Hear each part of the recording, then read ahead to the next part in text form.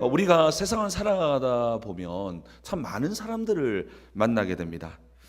그때마다 우리는 마음이 있죠. 세상 사람들이 때로는 여러 모양을 하고 있지만 우리 신앙인으로서 그 모든 사람들을 사랑하고 또 포용하려고 하는 마음이 있습니다. 그리고 참 애를 쓰기도 합니다. 그런데 우리가 이 내 의지와 내 결심만으로 이 사랑하려고 하면 금방 지쳐버리고 낙심하거나 상처받기가 쉽습니다. 왜냐하면 이 사랑과 이 선의를 그냥 그대로 받으면 되는데 때로는 어떤 사람들은 이 사랑과 선의를 이용하기도 하고 또 다양한 모습으로 반응하기 때문에 우리가 이렇게 인간적으로만 다가갈 때는 처음에는 열정적으로 다가가지만 시간 지나면 금방 지쳐버리거나 또 상처를 받곤 합니다. 여러분 부산에 혹시 광안대교를 보신 적 있으시죠? 또 인천에도 영종대교처럼 큰 대교를 보면 우리가 배울 수 있는 지혜가 하나 있습니다. 해상 위에 세워진 다리죠. 그 밑은 바다입니다. 그런데 이 바다 위로 수평으로 된 도로가 이렇게 쭉 펼쳐집니다. 이 다리가 있기 때문인데요. 이 다리 설계자들이 가장 오랫동안 이 다리를 설계하면서 공들이는 부분은 이 상판의 수평의 도로가 아니라 이 중앙에 보면은 거대한 수직의 주탑이 있습니다. 주탑. 이 주탑을 이 바위 속에 바위를 뚫고 이 박는 고정하는 것이 너무너무 중요하기 때문에 이 다리를 설계하시는 분들은 이 거대한 주탑을 박는 일에 많은 공을 들인다고 합니다. 이 가운데에 주탑이 세워지고 나면 그 수평적인 다리가 이렇게 도로가 펼쳐져도 이 주탑 위에 다리가 클 때는 거대할 때는 또 이렇게 거대한 철로 된 로건으로 묶어서 이렇게 고정합니다. 그럴 때에 수직의 그 주탑을 통해서 수평적인 이 도로가 유지하게 된다는 것이죠. 신앙도 어쩌면 이와 같은 원리입니다. 수직적인 아주 주탑 같은 수직적인 하나님의 사랑을 경험하는 만큼 수평적인 세상에 이 사랑을 흘려보낼 수 있다는 것이죠. 결국 우리가 이 사랑하게 되는 이것은 열정이 아니에요. 때로는 죄송하지만 결심도 아닙니다. 그것은 하나님과의 관계 속에서 거대한 주탑으로부터 연결된 그 힘을 우리가 받을 때에 비로소 수평적인 모든 사랑과의 관계 속에서 사랑할 수 있다는 것이죠. 오늘 우리는 이 본문을 통해서 정말 십자가를 통과하는 성도는 세상의 한복판에서 어떠한 삶을 살아가야 하는지에 대한 또 어떻게 살 수 있는지 은혜의 원리를 함께 살펴보고 하겠습니다. 오늘 본문은 십자가에서 확증된 그 사랑을 세 단계로 오늘 본문은 표현하고 있습니다. 첫 번째는 7절과 8절입니다. 우리 7절과 8절 말씀을 다시 한번 넣어 읽겠습니다. 시작. 사랑하는 자들아 우리가 서로 사랑하자. 사랑은 하나님께 속한 것이니 사랑하는 자마다 하나님께로부터 나서 하나님을 알고. 아멘. 첫 번째 이 요한일서에서 알려주는 이 사랑의 첫 번째 단계는 사랑의 기원은 하나님이라는 것을 알아야 한다라고 말하고 있습니다. 여러분 우리는 종종 사랑하려고 합니다. 사랑하려고 한다는 것은 또 어떤 겁니까? 내가 사랑하려고 한다. 이것은 맞는 것 같지만 틀렸다는 것입니다. 오늘 본문은 다르게 말하고 있습니다. 사랑의 기원은 내가 사랑한다가 아니라는 겁니다. 사랑의 기원은 하나님께 있다라고 말씀하고 있습니다. 하나님은 사랑이니라. 여러분 오늘 성경은 하나님의 성품 중에 사랑이 중요하다라고 말하고 있지 않습니다. 하나님의 존재 자체가 사랑이라고 놀라운 선언을 오늘 본문은 하고 있습니다. 하나님께서 사랑의 기원이 되신다. 이것이 우리의 삶에 어떤 의미로 작용하는 것일까요? 우리가 세상의 방식대로 사랑해야지, 내가 사랑해야지 라고 이렇게 우리가 함부로 나아가기 어렵다는 것입니다. 또한 세상의 방식대로 사랑을 쉽게 정의해서도 안 된다는 것입니다. 우리가 사랑해야 한다는 것은 알고 있는데 또 주님은 사랑이라는 것도 알고 있고 하나님을 사랑하고 이웃을 사랑해야 하는 것 너무나 잘 알고 있는데 도대체 사랑이 무엇인지를 모르다 보니까 세상적인 방법으로 사랑하려고 하다가 낙심하고 넘어지고, 또한 세상적인 방법으로 사랑하고 있는데 잘하고 있다라고 생각하는 경우가 많이 있다는 것이죠. 우리는 사랑을 해야 한다는 건 알고 있지만 도대체 성경이 말하고 있는 사랑이 무엇인지를 간과할 때가 많으면서 그냥 세상으로 습득한 세상의 사랑의 정의로서 사랑하려고 할 때가 많이 있다는 것입니다. 그렇게 오늘 우리가 사랑을 베풀기 전에 도대체 사랑이 무엇인지를 배워야 합니다. 성경은 이 사랑은 하나님이라고 말씀하고 있는데, 목사님, 사랑 하나님이라는 것은 어떤 의미입니까? 바로 성경은요, 하나님의 사랑은 또한 무엇이라고 말하냐면 오직 십자가의 렌즈를 통해서만 보아야지만 하나님의 사랑이 무엇인지를 또한 선명하게 볼 수 있다라고 말합니다. 바울은 이 사실을 다음과 같이 확증합니다. 우리가 잘 알고 있는 로마서 5장 8절인데요. 우리가 아직 죄인 되었을 때 그리스도께서 우리를 위하여 죽으심으로 하나님께서 우리에 대한 자기의 사랑을 어떻게 했다? 확증하셨느니라. 여러분, 하나님의 사랑을 어떻게 보여주셨냐? 하나님의 사랑은 성경은 십자가라고 하는 이것을 통해서 도대체 하나님의 사랑이 무엇인지를 확증해 주었다. 십자가를 통해서 사랑이 무엇인지를 정의하게 하셨다는 것입니다. 그렇게 우리가 알고 있는 이 일반적인 사랑의 정의와 하나님이 말하는 사랑의 정의는 조금 다를 수 있다는 것입니다. 십자가는 도저히 자격이 있는 자가 아닙니다. 자격 없는 우리를 위해서 하나뿐인 독생자 예수 그리스도께서 십자가에서 죽으신 사건인데요. 이것이 하나님의 사랑의 본질이라고 말하는 것입니다.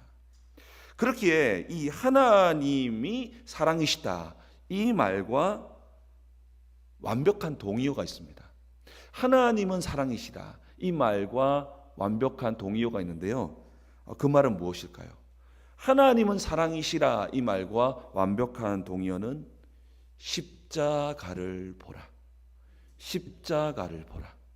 이것이 하나님은 사랑이시다라고 하는 동의어라는 것입니다. 십자가는 우리를 향한 하나님의 마음을 남김없이 보여주신 사건이고, 십자가는 하나님의 전부를 보여준 사건이라는 것입니다. 그렇기에 하나님은 하나님의 성품 중 하나가 사랑이 아니라 하나님 전체가 사랑이라고 정의하는 것입니다.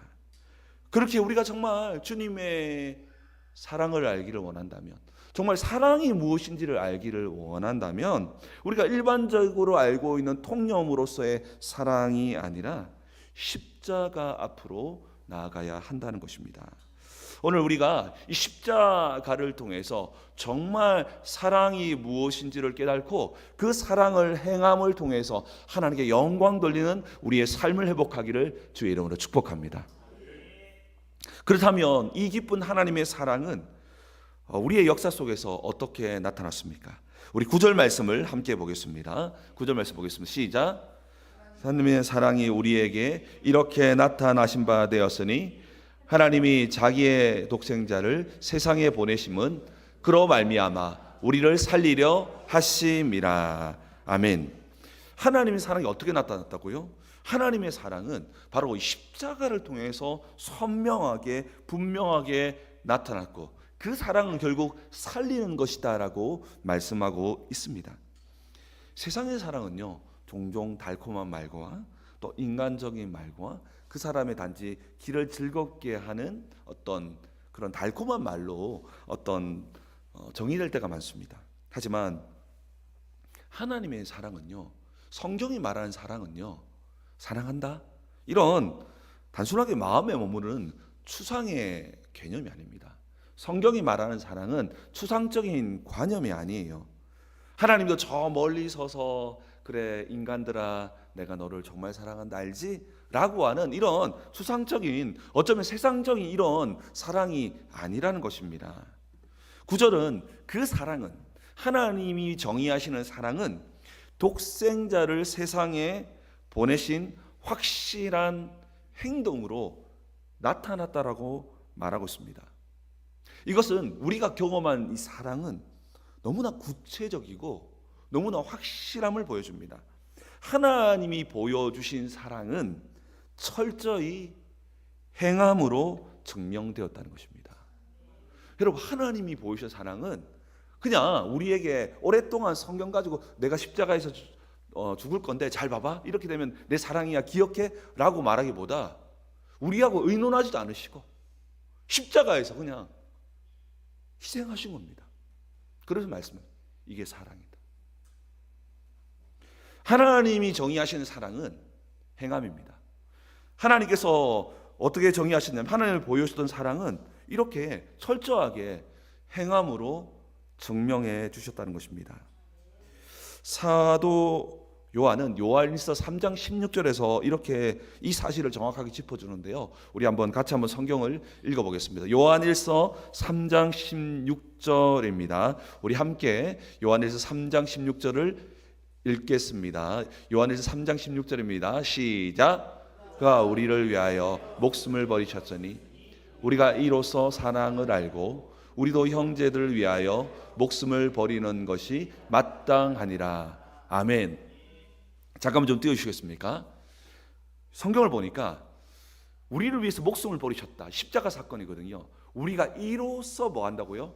사랑을 알고 우리도 형제를 위하여 목숨을 버리는 것이 마땅하니라 라고 말하면서 하나님이 말씀하시는 사랑은 어떤 사랑입니까? 정말 보여주시고 행함으로써 나타내는 것이었다는 것입니다. 성경이 말했던 사랑은 결국 달콤한 말이 아니라 행함으로써 증명하는 것이다라고 성경은 정의하고 있었다는 것입니다. 그렇습니다. 우리는 하나님께서 직접 정의하시는 사랑이 무엇인지를 이해하셔야 됩니다. 그렇지 않으면 우리는 사랑을 해야 한다는 건 너무나 잘 알고 있는데 그 사랑의 정의는 세상에서 가져오거나 내가 정의하는 내 나름대로의 사랑을 가지고 나아갈 때가 있는데, 오늘 성경은 사랑의 정의, 사랑이 무엇인지를 말할 때에 사랑은 행함이며 희생이다. 희생. 사랑은 그냥 너도 좋고 나도 좋은 어떤 달콤한 것이 아니라 사랑은 희생이다라고 말씀하고 있습니다. 사랑은 행함으로 증명된다라고 성경은 말하고 있다라는 것입니다. 결코 말로만 하는 것이 아니라 사랑은 철저히 희생으로 완성된다. 그러면 우리에게 요청은 뭡니까? 너희가 사랑하기를 원한다면 희생할 준비를 해라. 사랑하겠다는 그 말을 이해한다면, 하나님이 사랑이란 말을 이해하고 싶다면 십자가를 바라보고 너희가 정말 그 사랑을 정말 실천하고 또한 나아가기를 원한다면 희생할 준비를 하라는 것입니다. 내가 사랑했는데 왜 안 받아주지? 내가 이렇게 했는데 왜 이렇게 해주지 않지?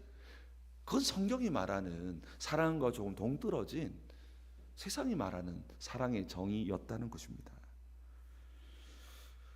그렇게 우리는 진정한 사랑은 이 십자가에서 이 하나님의 사랑이 배울 때만 비로소 시작되기 때문에 오늘 이 고난주간을 맞아서 우리가 이 십자가에서 진정한 사랑을 배움을 통해서 이 사랑이 오늘 말씀처럼 모두를 살리게 되는 역사를 경험하는 우리의 모든 걸음 되기를 주의 이름으로 축복합니다. 여러분, 그렇습니다. 이 하나님의 사랑은 행함으로 드러나고 정말 우리가 희생함으로써 그 사랑이 이루어지는 것입니다. 그렇다면 이 사랑은 과연 무엇을 이루어 줄까요? 이와 같이 우리가 희생을 하게 된다면,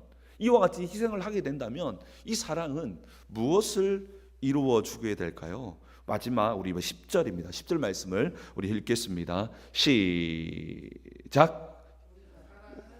여기 있으니 우리가 하나님을 사랑한 것이 아니요 하나님 우리를 사랑하사 우리 죄를 속하기 위하여 화목제물로 그 아들을 보내셨음이라. 아멘.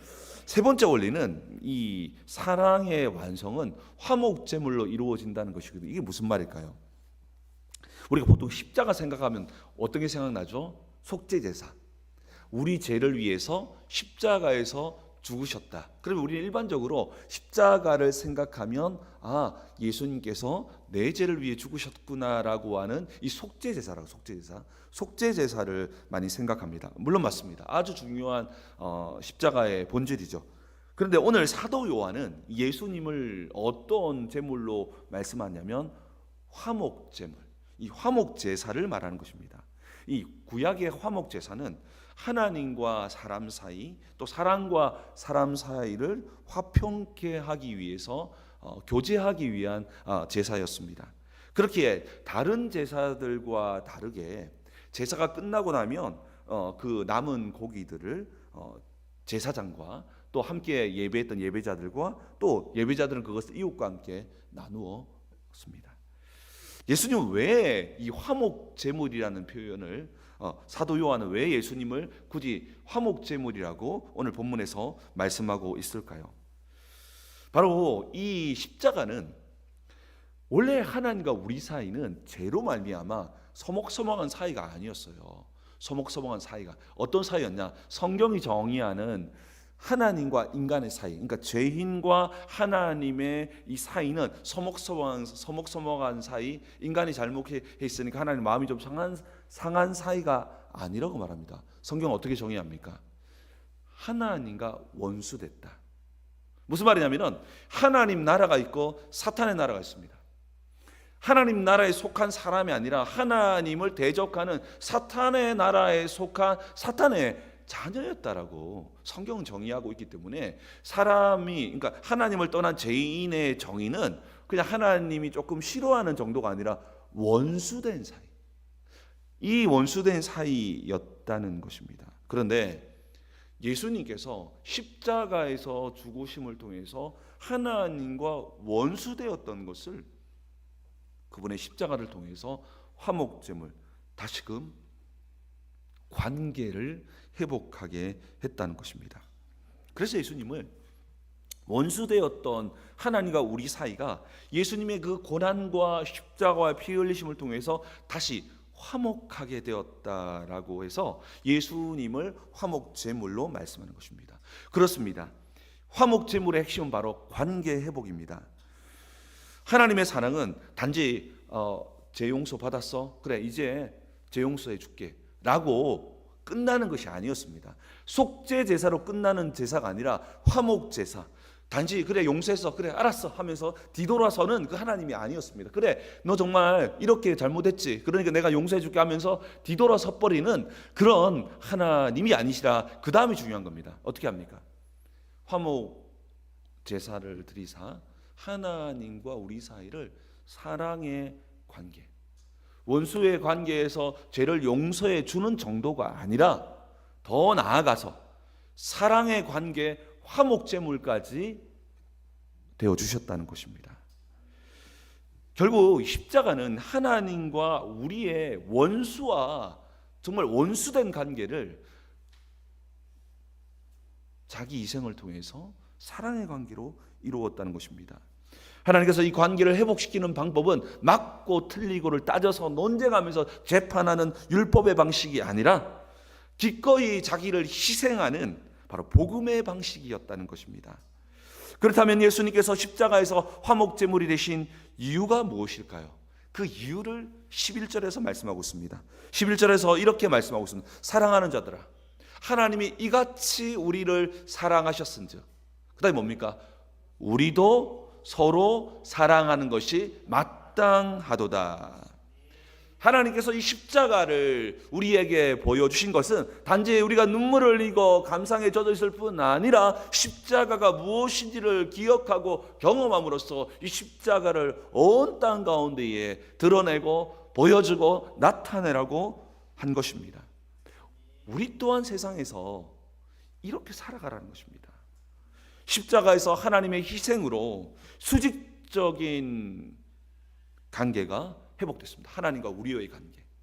하나님께서 독생자 아들을 죽으심을 통해서 원수되었던 하나님과 우리의 수직적 관계가 회복된 것입니다.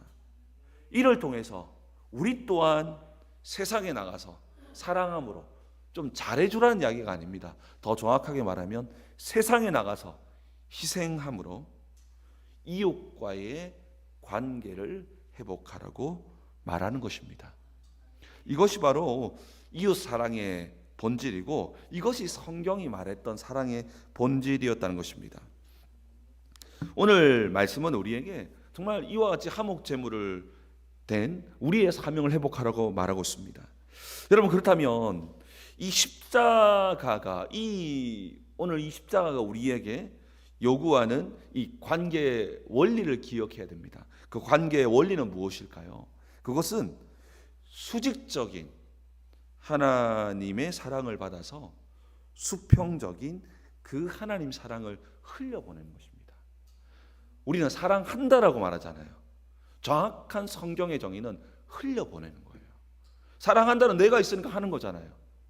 흘려보내는 것은 내가 있는 것이 아니라 내 안에 시작된 그 사랑을 경험함으로써 내 것이 아니라 하나님 것을 흘려보내는 것이 바로 성경이 말하는 사랑입니다.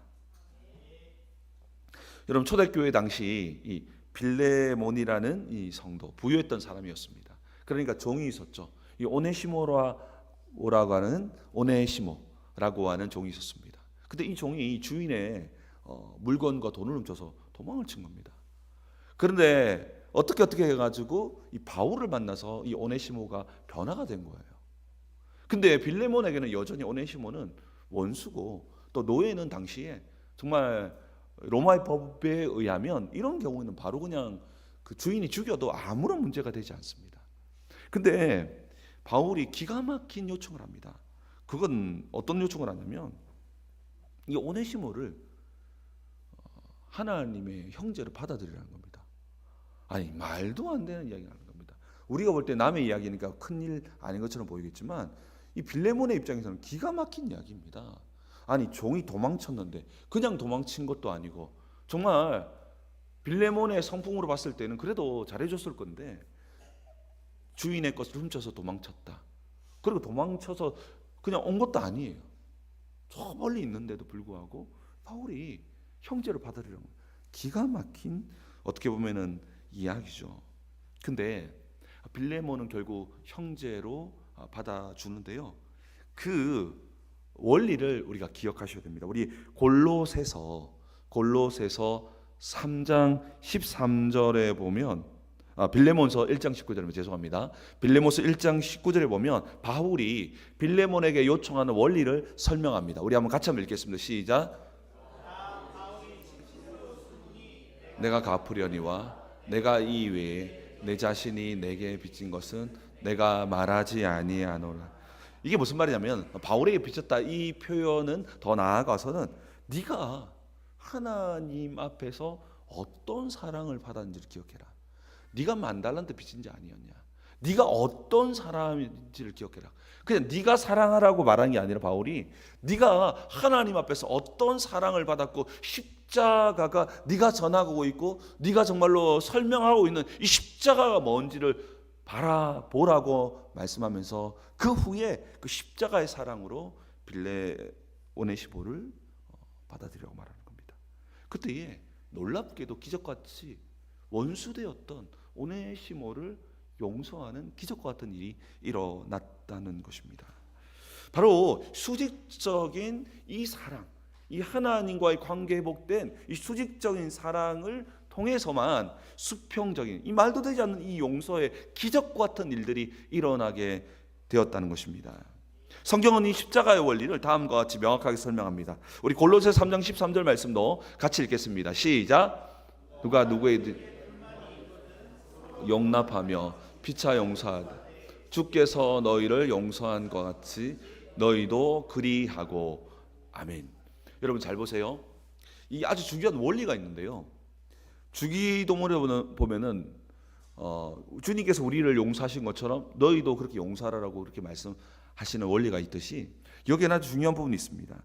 주께서 너희를 용서한 것 같이 용서하라라고 말씀하고 있습니다.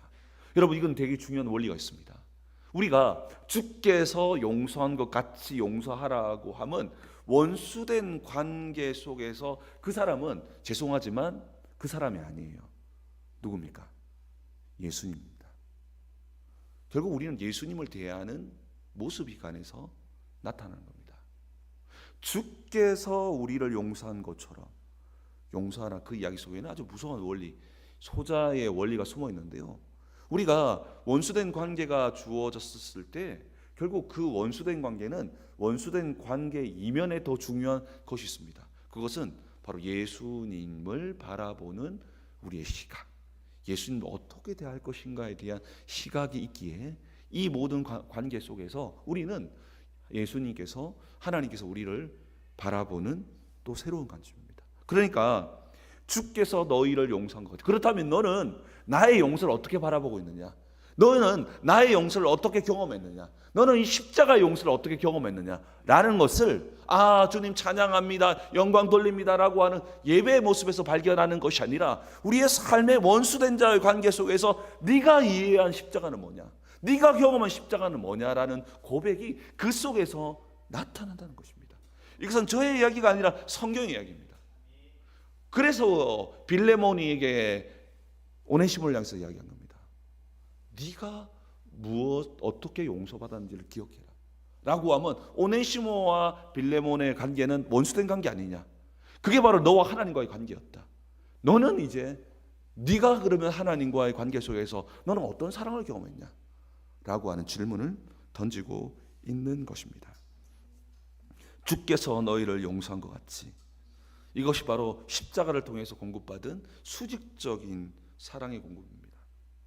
그리고 너희도 그러하고 세상을 향해서 나아가야 할 수평적인 사랑이라는 것입니다.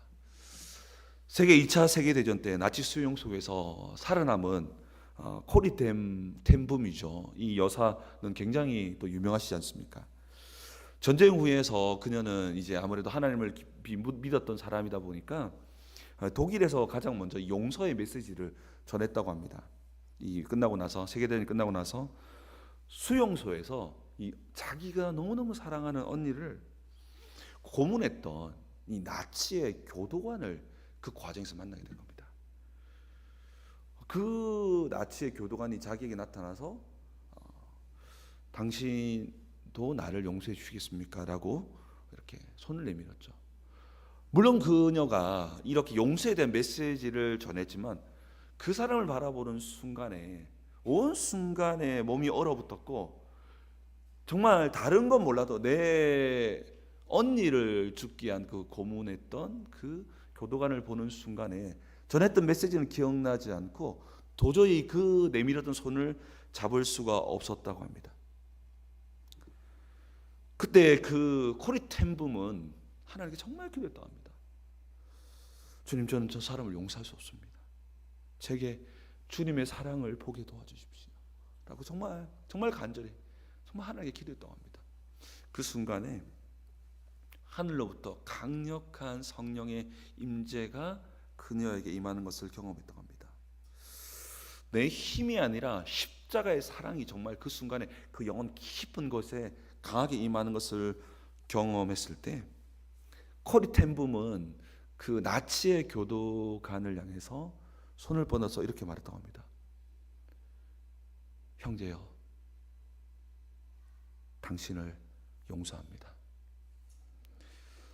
사랑하는 성도 여러분, 십자가는 단순히 속죄 제사로 끝난 제사가 아니었고 화목 제사, 주님께서는 화목 제물로 이 땅에 오셨다는 것입니다. 이것은 내 힘과 의지로 되는 부분이 아닙니다.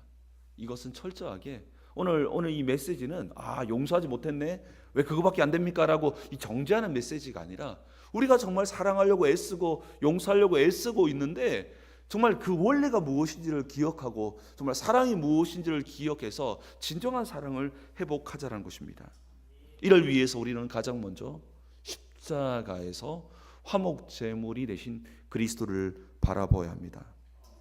이때 우리 역시 화목 제물이 되어서 세상에 들어가서 세상을 변화시키는 주님의 용사가 될 줄 믿습니다. 그래서 우리가 선 곳들마다, 모든 곳들마다 하나님의 사랑이 퍼져나가고 그 속에서 회복되고 살아나는 역사가 시작되기를 주의 이름으로 축원합니다.